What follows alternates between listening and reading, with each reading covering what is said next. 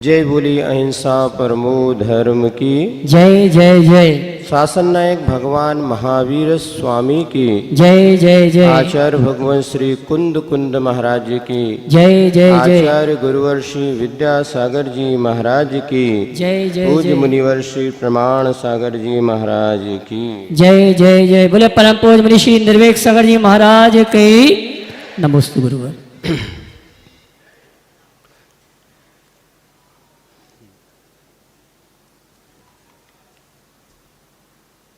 पर्व का आज यह द्वितीय दिवस उत्तम मार्दव धर्म दिवस तो द्वितीय है, किंतु ये अपने आप में अद्वितीय है।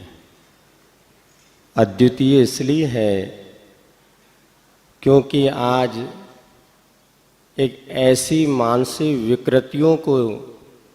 विकृति को दूर करने के लिए पर्व हमारे सामने आया है, जिसको दूर करना हंसी खेल नहीं है।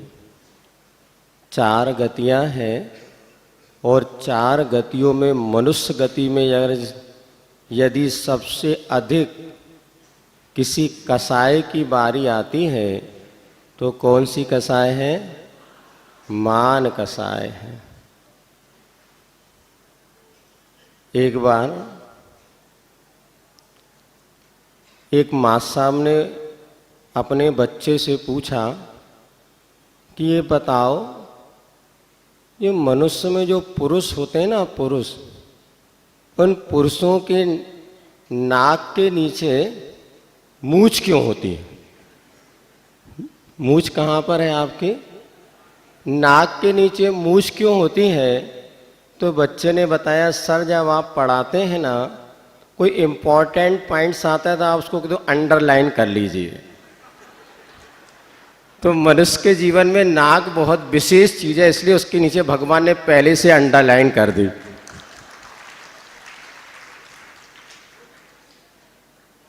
ये निश्चित है कि व्यक्ति के जीवन में जब मान कसाय बढ़ती है तो वो सब कुछ भूल जाता है। मानी टूट तो सकता है किंतु झुक नहीं सकता। 1 लख पूत 1.25 लाख नाती, ता रावण घर दिया न बाती। सब परिचित है रामायण की वह घटना कि रावण ने सीता का हरण करके ले आया और जब अपनी लंका में लेकर के आया और कुछ ऐसे लक्षण प्रकट होने लगे कि सब समझ रहे थे कि अब यह सीता जो आई है ना, ये मेरे जीवन को समाप्त करने का निमित्त बनेगी।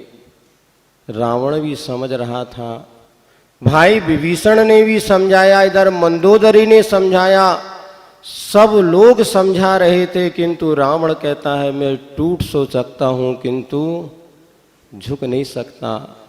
परिणाम ये निकला, दीपक जलाने वाला भी उनका वंशज कोई नहीं बचा। आज हमें धर्म से ज्यादा अधर्म को समझने की जरूरत है।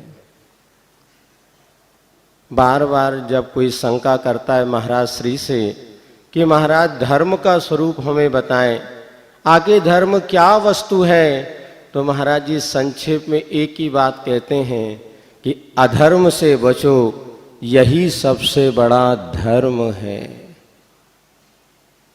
आज यह जो मान कसाय हमारे भीतर पनप रही है, ये जो मान कसाय हमें भीतर से तोड़ रही है, आखिर उसका स्वरूप क्या है? क्यों हमारे जीवन में अहंकार पैदा होता है? ये जानना बहुत जरूरी है, क्योंकि जब हम मान कसाय की उत्पत्ति के कारणों को समझ लेंगे तो निश्चित हम उससे बच सकेंगे। तो तब मार्दव धर्म हमारे भीतर प्रकट होगा। विशेष विशेषण व्याख्यान तो महाराज श्री बताएंगे ही, हम एक दो बातों पर विचार कर लेते हैं। वैसे तो निश्चित ही है, जब संसार की नश्वरता का बोध होता चला जाता है तो मान कसाय कम होती चली जाती है। आप लोगों ने कोरोना के काल में सब अनुभव कर लिया। अभी कोरोना आया था ना, महामारी। कुछ भी नहीं है तेरा, 2 गज जमी है तेरी, मिल जाए वो भी तुझको, ये भी नहीं जरूरी।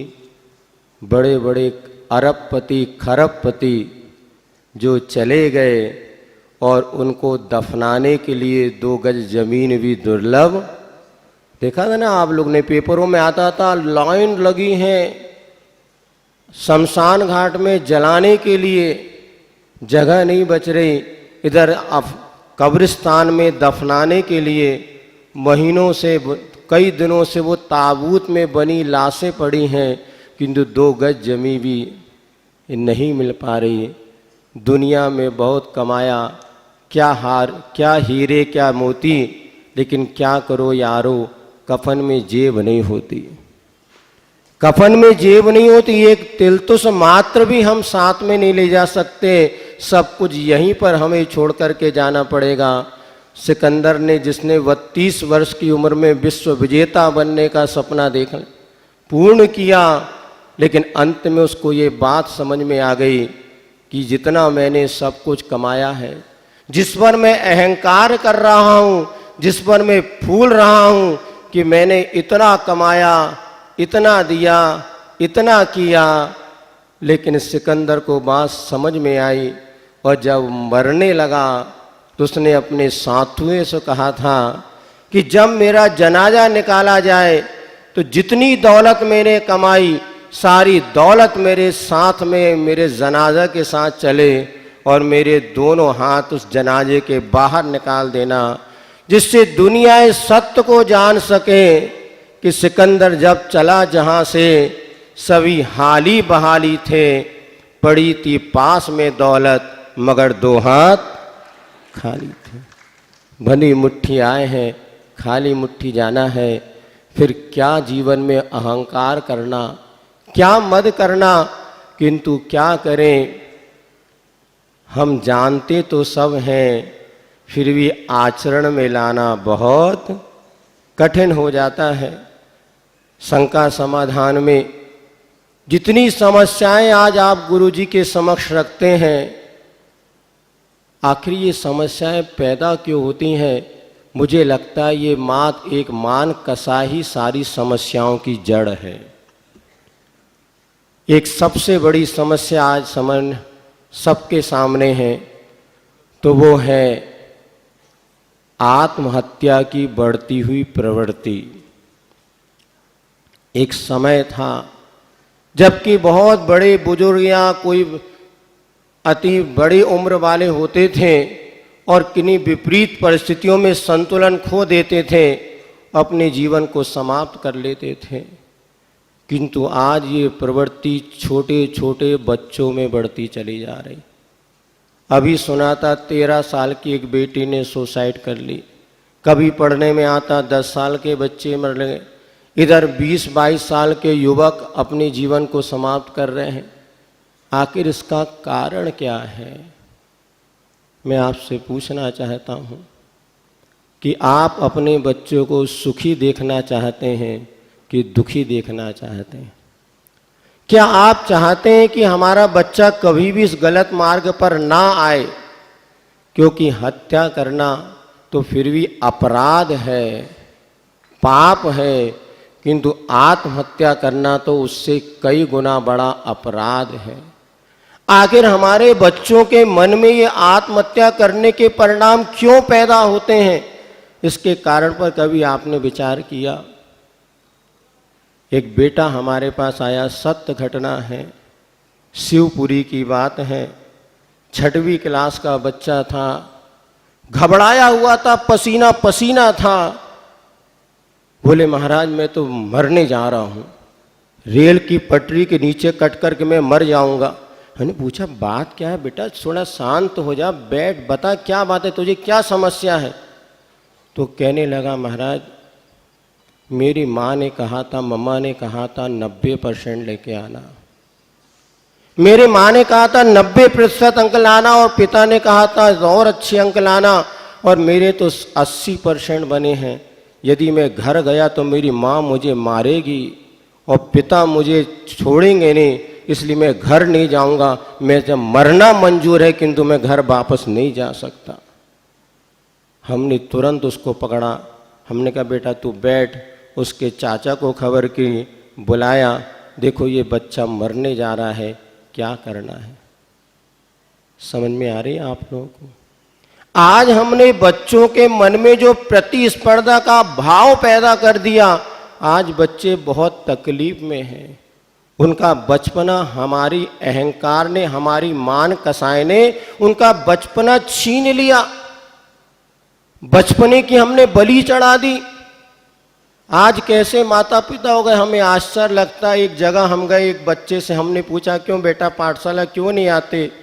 बोले महाराज मैं सुबह 6 बजे स्कूल जाता हूँ, 5 बजे माँ उठा के नहला धुला करके स्कूल जाता है, 6 बजे जाता है, 120 किलोमीटर उसका स्कूल है, शाम को 5 बजे स्कूल से लौट के आता है। सुन रहे हैं आप लोग? तीसरी क्लास के बच्चे की जिंदगी तो मैं बता रहा हूँ, क्योंकि तुमने अपनी मान कसाए की बढ़ती के लिए कि पड़ोसी का बच्चा अगर इतना पढ़ता है, मेरा बच्चा क्यों यहाँ पढ़ेगा, मेरा बच्चा भी बाहर जाके पढ़ेगा, तुमने बचपना छीन लिया। और वो बच्चा कहे महाराज 5 बजे मैं लौट करके आता हूँ, 120 किलोमीटर जाना, 120 किलोमीटर लौट के आना, फिर 5 बजे भोजन करता हूँ, अभी भी मम्मी को चैन नहीं है कि चल दे बेटा तू जा अब ट्यूशन पढ़। 6 बजे फिर ट्यूशन चला जाता हूँ, 8-9 बजे तक थक जाता हूँ, सो जाता हूँ, मैं कैसे ट्यूशन आऊँ। क्या चाहिए आपको, क्या चाहते हैं आप अपने बच्चे से थोड़ा बताओ तो। आपको बच्चों से मोह नहीं, आपको बच्चों को आपने अपने अहंकार पुष्टि का साधन बना लिया है। पहले 10 बच्चे होते थे तो भी माँ अपने बच्चों को अपनी आंखों से दूर नहीं करती थी। आज तुम्हारे 2 बच्चे होते हैं फिर भी तुम पास में रखना नहीं चाहते, या अपने उनकी परवरिश करने पर समय नहीं दे पाते। कहीं ऐसा तो नहीं है कि आपने उन बच्चों को अपनी अहंकार पुष्टि का साधन बना लिया। 90%, 100% आप इतना ज़्यादा उन पर प्रेशर डालते हैं। ये प्रेशर किस लिए? यदि बताओ, आपने बच्चे से कहा बेटा 70% लाना, और यदि उस बच्चे के 80% आए तो आपके पास हंसते हंसते आएगा कि रोते रोते? बोलो जल्दी से। और तुमने कहा बेटा 90% लाना और 80% आए तो रोते रोते आएगा कि हंसते हंसते? और तुम धमकी देते, देख पड़ोसी के लड़के ने 90% लाया, तूने 60% लाया, 80% लाया। जितने बच्चे ने जितनी इतनी मेहनत की, शायद आपने कभी इतनी मेहनत की होगी, और बच्चा और अपने आप में डिप्रेशन में चला जाता और मरने के लिए तैयार हो जाता है। आज क्या दशा है बच्चों की। कथा हमने पढ़ी थी इस श्रैणिक पुराण में, कि श्रैणिक पुराण में कथा पढ़ी कि जब वो नंदा राजा के प्रति, राजा श्रैणिक का जब बदला लेने का भाव हुआ तो उसने एक बकरा, एक परीक्षा लेने के लिए, यदि ये बकरा मैं तुम्हारे यहाँ पर पहुँचा रहा हूँ, शर्त है 1 महीने में ना इसका वजन बढ़ना चाहिए न इसका वजन घटना चाहिए। सुन रहे हैं आप लोग? किसने भेजा? श्रैणिक ने, कि जाओ ये बकरा उस गांव वालों को दे दो, नंदग्राम वालों को, और यदि इसका वजन बढ़ गया या वजन घट गया तो तुम्हारे नगर को दंडित किया जाएगा। उसी समय वहाँ पर अभय कुमार गुप्त रूप में थे। जब उनको ये पता चली, उसने कहा चिंता नहीं करो, मैं तुम्हारी समस्या का हल किए देता हूँ। और उसने क्या किया, बकरे को खड़ा कर दिया और खूब घास पत्ती खाने पीने को सबको देता रहा, और सामने एक शेर खड़ा कर दिया। सुन रहे आप? तो इधर खा पी के बकरा जितना मोटा होता था, जैसे शेर को देखता तो बोला आधा खून, फिर जल जाता था, ना बकरे का वजन बढ़ा ना घटा। ऐसी स्थिति तुम्हारे सामने हो रही है। बच्चों को खूब खिला रहे, पिला रहे, प्यार दे रहे, लेकिन इधर जो अपनी मान कसाय की पुष्टि के लिए तुमने उसको पढ़ाई का अतिरिक्त बोझ डाल दिया, ना वो बढ़ पा रहा है ना वो घट पा रहा है। बड़ी समस्या सामने खड़ी है। इसीलिए पहली बात, यदि तुम अपने बच्चों को सुखी देखना चाहते हैं, वास्तव में बहुत कम ऐसे माता पिता हैं जो कि अपने बच्चों को सुखी देखना चाहते हैं। है क्या आप लोग? इतनी सभा में जो लोग बैठे हैं, क्या बताओ सब लोग अपने बच्चों को सुखी देखना चाहते हैं? नहीं, हाथ उठा के बता दो। और जो लोग ऑनलाइन टीवी में देख रहे हैं वो भी हाथ उठा लो, क्योंकि हमें तो अचक्षु दर्शन भी है। चक्षु दर्शन से तो सामने, अचक्षु दर्शन से दूर की बात भी देखने में। यदि वास्तव में आपको अपने बच्चों से प्रेम है और आप चाहते हैं मेरे बच्चे कभी आत्महत्या न करें, तो आज के दिन संकल्प ले लेना कि हम बच्चों को कभी ऐसा बोझ नहीं डालेंगे, कभी अति प्रतिस्पर्धा की आग में नहीं झोंकेंगे जिसमें बच्चे अपने बचपने को समाप्त कर दें और आत्महत्या करने के लिए मजबूर हो जाएं। वास्तव में माता पिता बच्चों के लिए सब कुछ करते हैं, किंतु आज परिस्थिति बदल रही है और इन परिस्थिति में इतना कह के रखो, हम भी चाहते हैं हर बच्चा 100 में से 100 नंबर लाए, लेकिन इसके बाद भी आप कह के रखो बेटा 60% से कम नहीं लाना और 70 से ज़्यादा नहीं लाना। पर्याप्त है। क्या करना, क्या 70% लाने वाला कलेक्टर, इंजीनियर, डॉक्टर क्या नहीं बन सकता? अभी इंदौर में एक सज्जन बता रहे थे, मैंने 12वीं में 47% लाया, मात्र 47% लाया और आज बढ़िया पीएससी के एग्ज़ाम दे करके बहुत बड़े अफसर हैं। कम पढ़ के भी हमारे बच्चे बहुत अच्छे बन सकते हैं। भारत का नंबर 1 अगर कोई धनाढ्य व्यक्ति है तो गौतम अडानी। पता है आपको कि कहाँ तक पढ़ा है वो? मात्र 10वीं पढ़ा है। लेकिन आज हमारे लिए एक जीवन यापन की योग्यता हासिल करना ये शिक्षा का मूल उद्देश्य था, किंतु हमने मात्र प्रतिस्पर्धा, प्रतिशत के चक्करों में बच्चों का बचपना छीन लिया है और यह मान कसाय के कारण हो रहा है। आप मृदु बनिए, सरल बनिए और बच्चे को जीवन बचाने के लिए अपना पुरुषार्थ कीजिए और प्रतिस्पर्धा की आग में बचाइए।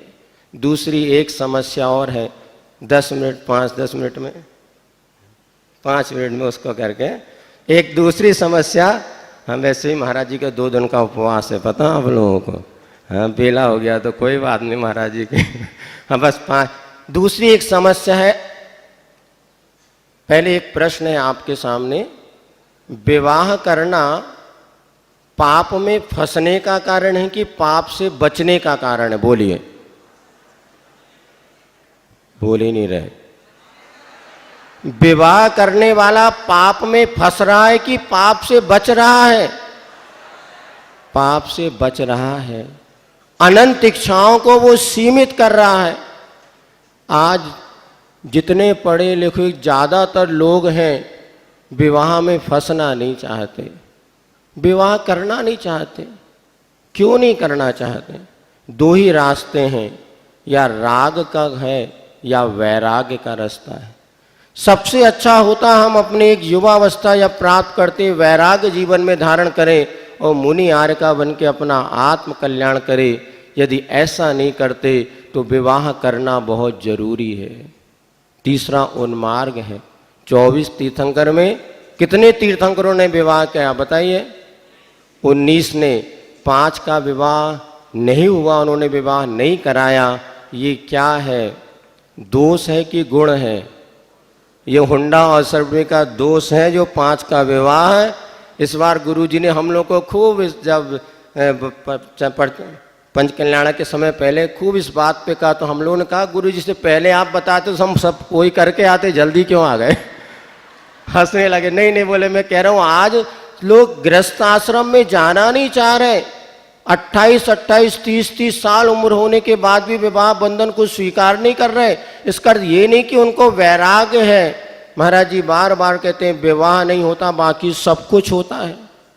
और यही बहुत बड़े अनर्थ की जड़ है। यदि आप बच्चों को सच्चे माता पिता हो तो ध्यान रखना चाहिए, बच्चों को छोटी उम्र से ही ये संस्कार देना चाहिए, बेटा या दीक्षा ले लो या विवाह करो। सरकार ने 18 वर्ष की उम्र बेटियों के लिए निर्धारित की है और 21 वर्ष की उम्र बेटों के लिए निर्धारित की है। जब बेटी 18 वर्ष की हो जाए उसी समय बेटा कौन से मार्ग में जाना है बोल एज यू लाइक। यदि तुझे विवाह करना है तो चल तैयार हो जा, तेरी उम्र पर्याप्त हो गई। आज जो लोग 18, 20, 22 साल में जिनका विवाह हुआ उनमें कभी ईगो अहंकार नहीं टकराता, कभी वो लड़ते नहीं, लड़ने के बाद भी कभी तलाक की नहीं सोचते।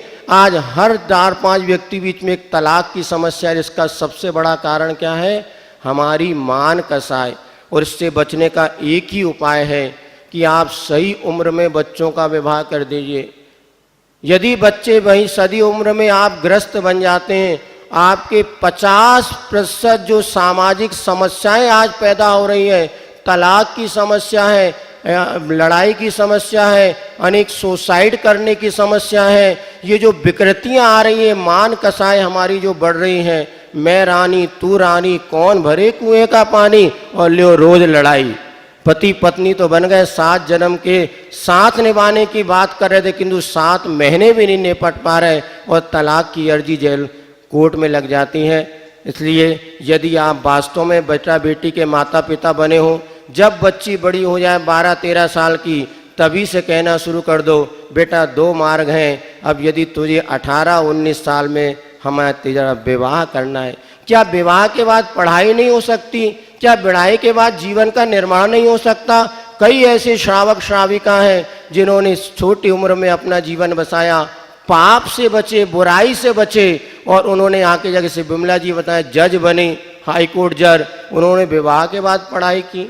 कई ऐसे श्रावक श्राविका जिन्होंने शिक्षा, पहले विवाह हो जाए, आप पाप से बच जाएंगे और उसके बाद आपका जीवन उन्नत बनता चला जाएगा। आज इस बात में लोग विवाह नहीं करना चाहते, विवाह कर भी लें तो पढ़े लिखे लोगों के साथ ये समस्या, वो बच्चों को जन्म नहीं देना चाहते। कैसे संस्कृति प्रवाह बढ़ेगा? एक श्रावक हम जो अच्छे उच्च शिक्षित लोग हो गए, आशीष ने एक बार कहा था पाप तो करना चाहते हैं किंतु जो संतान को जन्म नहीं देना चाहते, ये लोग भी संस्कृति के साथ दुर्व्यवहार कर रहे हैं।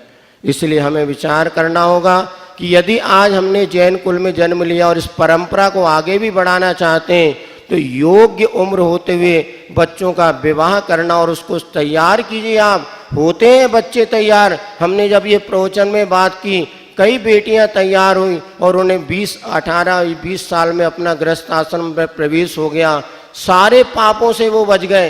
कितने पाप हो रहे हैं आप सब समझ रहे हैं, आंखों से देख रहे हैं, फिर भी हम धृतराष्ट्र और गांधारी बने हुए हैं। क्या कर सकते? गुरु आपको जगाने के लिए आए हैं। इन 10 दिनों में अगर हमें अपनी मान कसाय को हम कर सके, कम कर सके, शायद हमारे बच्चों का जीवन बचेगा और बच्चों को सन्मार्ग मिलेगा, और ये सन्मार्ग मिलेगा तो हमारी संस्कृति प्रवाहमान रहेगी। इसीलिए विवाह करना भी एक बहुत ज़रूरी है, आदर्श परंपरा है, और ये आदर्श परंपरा आपको सामाजिक सैकड़ों समस्याओं से बचा देगी और आपका जीवन में उन्नत बनेगा। और ये मार्दव धर्म हमारे भीतर जब प्रकट होगा तो हम भी भगवान बन के शीघ्र से अतिशय आनंद का लाभ ले सकेंगे।